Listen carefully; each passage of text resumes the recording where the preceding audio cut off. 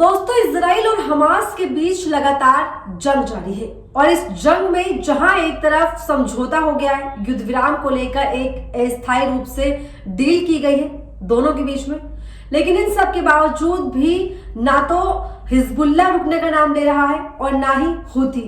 यानी कि दोस्तों, हमास और इजराइल के बीच में युद्ध संघर्ष को लेकर संघर्ष विराम जरूर हो गया हो, लेकिन हिजबुल्लाह और हूती की तरफ से ये संघर्ष लगातार जारी है। साथ ही हिजबुल्लाह ये चुनौती भी दे चुका है कि भले ही दोनों के बीच में जो है सीज फायर का एक समझौता हुआ हो, 5 दिन के लिए इस युद्ध को रोकने का फैसला लिया गया हो, लेकिन हिजबुल्लाह अटैकिंग मोड में लगातार बना हुआ है।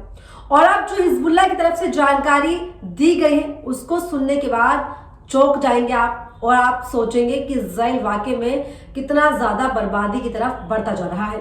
तो क्या कुछ हिजबुल्लाह की तरफ से बताया गया है और इस युद्ध को लेकर क्या क्या अपडेट निकलकर सामने आ रहे हैं, इस वीडियो में एक एक करके समझाएंगे। नमस्कार, मैं हूं आपके साथ मुबश्शरा। दोस्तों, वीडियो शुरू करने से पहले आपसे एक बेहद जरूरी अपील, हमारी स्वतंत्र पत्रकारिता में हमारा सहयोग दे। जितना भी आपसे हो सके हमारे चैनल द कंटाप को ज्यादा से ज्यादा सब्सक्राइब कीजिए, शेयर कीजिए, अपने दोस्तों, परिजनों, रिश्तेदारों में भी साझा कीजिए ताकि हमारे फ्री जर्नलिज्म को आपका सपोर्ट मिलता रहे। इसके अलावा अगर आप चाहें तो थैंक्स और ज्वाइन बटन के माध्यम से हमारे चैनल की आर्थिक तौर पर भी आप मदद कर सकते हैं और हमें ऐसे ही आगे सपोर्ट भी कर सकते हैं। तो दोस्तों, इजराइल हमास युद्ध को लेकर संघर्ष विराम जो है 1.5 महीने बाद किया गया है, वो भी अस्थायी रूप से, जिसको लेकर एक डील हुई है। और डील में ये हुआ है कि जो बंधक हमास ने बनाया है इजराइल के लोगों को, वो उनकी रिहाई करेगा। और जिस तरह से इजराइल ने पिछले 75 सालों से तमाम बेकसूर लोगों को, मासूम लोगों को जिस तरह से बंदी बनाया हुआ है, उनकी रिहाई को लेकर एक समझौता किया गया है। लेकिन दोस्तों, इस समझौते के बीच में इजराइल बार बार दगाबाजी कर रहा है, इजराइल बार बार हमले कर रहा है। उसकी तस्वीरें तमाम हम आपको दिखा रहे हैं लगातार। लेकिन हिजबुल्लाह भी अटैकिंग मोड में, और हिजबुल्लाह ने साफ तौर पर ये चेतावनी दी है इजराइल को कि भले ही हमास और इजराइल के बीच में जो है युद्ध को लेकर संघर्ष विराम हो गया है, लेकिन वो उस पर हमले करना बंद नहीं करेगा। आप तो वैसे भी जानते ही होंगे कि हिजबुल्लाह और इजराइल की एक पुरानी जो है दुश्मनी कहीं ना कहीं देखी जाती है। खैर दोस्तों, अब जो खबर निकलकर सामने आई, हिजबुल्लाह ने जो एक आंकड़ा जारी किया है, संख्या जारी की है, उसको देखिए और समझिए कि इजराइल को कितने झटके इस युद्ध में लग रहे हैं। अपने स्क्रीन पर देखिए वाजिद खान का ट्वीट। हिजबुल्लाह ने लेबनान से हमलों का विवरण जारी किया, इजरायलियों को कितना नुकसान हुआ यहाँ देखिए। 354 इजरायली सैनिक मारे गए, 70,000 इजरायलियों को कब्जे वाले गांवों से बेदखल कर दिया गया। तो दोस्तों, जरा गौर करिए कि 354 जो है इजराइल के सैनिक मार गिराए हैं हमास की तरफ से। और लगातार हमास अटैकिंग मोड में है। जहां जहां पर भी गाजा पट्टी में इजरायली कब्जे वाले क्षेत्र हैं, वहां पर जिस तरीके से उनके ठिकानों पर हमले लगातार किए जा रहे हैं, उसकी तमाम तस्वीरें हम आपको ट्विटर के जरिए दिखा रहे हैं, साझा कर रहे हैं, जो कि पल पल की अपडेट कहीं ना कहीं हमें दे रहे हैं और हम आपको उनके थ्रू खबर बता रहे हैं। दोस्तों, 70,000, यहाँ पर आप गौर करिए कि इसमें बताया गया है कि 70,000 इजरायलियों को कब्जे वाले गांवों से बेदखल कर दिया गया है।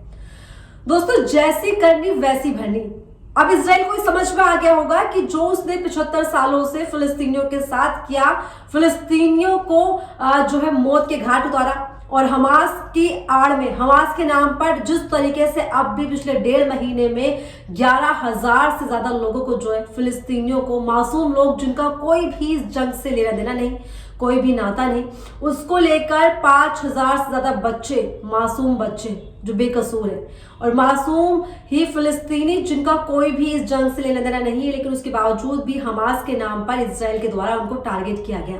उनको किस तरीके से मौत के घाट उतारा गया, किस तरह से उनकी निर्मम हत्याएं की गई, किस तरीके से जहां जहां लोगों की मौजूदगी थी वहां पर लगातार बम गिराया गया। और साथ में ये कहा गया इजराइल की तरफ से कि हमास के ठिकाने वहां पर है, जबकि इन सारी खबरों को हमेशा से ही झूठा कहा गया है कि इजराइल हमले करने को, अपनी जो एक उसकी निंदा हो रही है अंतर्राष्ट्रीय स्तर पर, उसको छुपाने के लिए सारी बातें कहता आया है।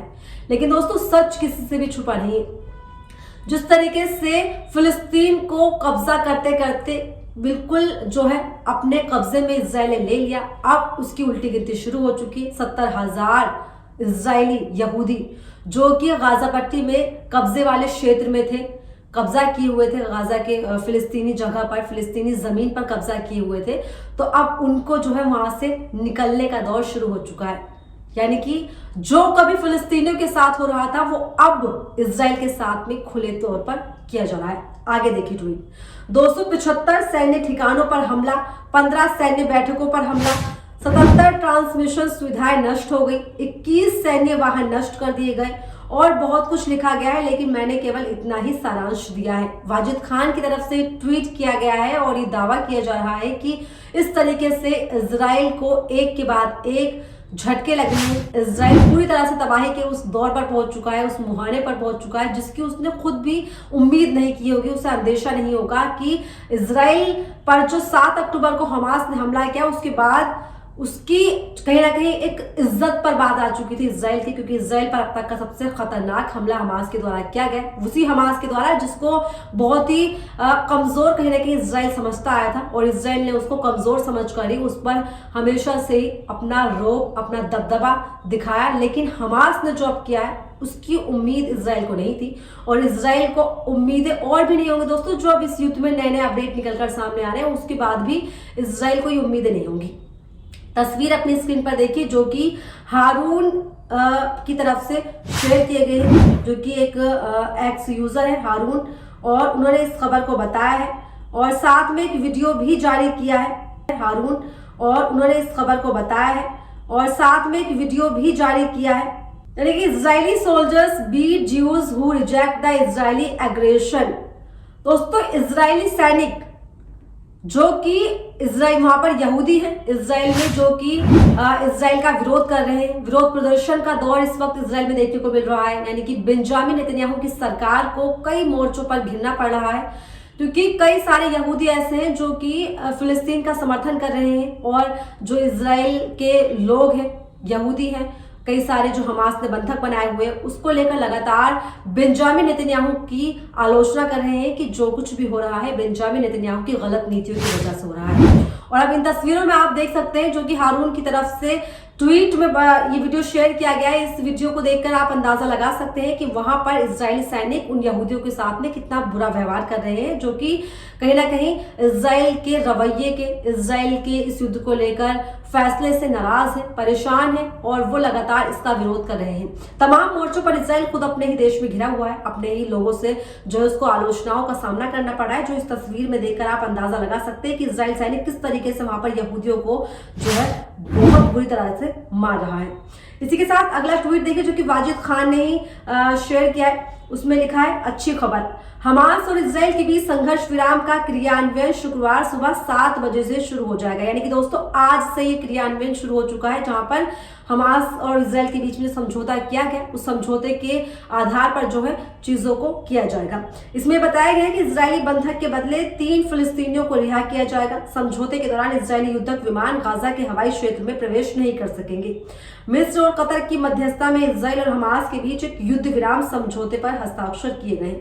इसी के साथ दोस्तों अगला ट्वीट देखिए अपने स्क्रीन पर, जो कि ईरान ऑब्जर्वर की तरफ से शेयर किया गया और उसमें भी दिखाया गया है कि 354 इजरायली सैनिक जो है मारे जा चुके हैं। 21 जो है व्हीकल जो है वहां पर उनको तबाह कर दिया, नष्ट कर दिया गया है हमास के द्वारा, ये दिखाया गया है। इसी के साथ दोस्तों तमाम चीजें हैं जो निकलकर सामने आ रही है और सबसे बड़ी अपने आप में खबर यह है कि 70,000 जो है इजरायली यहूदी अपना घर बार छोड़कर भागने शुरू हो गए, क्योंकि जो हमास के साथ हुआ, फिलिस्तीनियों के साथ हुआ, वो अब इजराइल के साथ हो रहा है। इस पूरे मुद्दे पर, इस पूरे वीडियो पर आपकी क्या राय है कमेंट सेक्शन में जरूर बताइएगा और ऐसे ही तमाम अपडेट्स के लिए बने रहिए मेरे साथ।